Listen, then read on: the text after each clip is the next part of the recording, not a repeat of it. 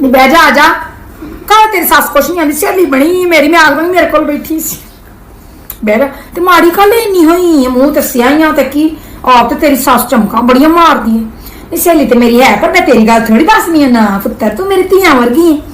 मेरे नाल तो इन्नियां तेरियां गल्लां करदी है, इन्नियां कदी मैं तेरे नाल दसी तेनू कदी गल, कदी आंदी है एडा बथार सू, कदी आंदी खांदी बड़ा है, कदी आंदी मेरे पुत्तर दी कमाई पेकियां ते ढोंदी है, कदी आंदी 11 बजे सुत्ती उठदी है, चाह दा घुट नहीं देंदी, रोटी नहीं देंदी।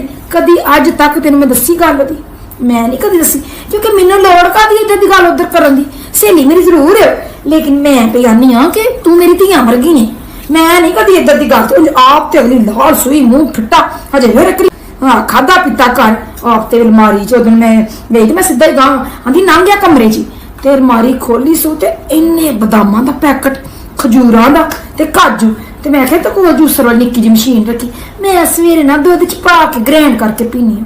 मैं क्या वे वड्डी घोड़ी तो ला लगा, पर तेरी उम्र तू नूंह पुत्तर नूं दे खाण नूं।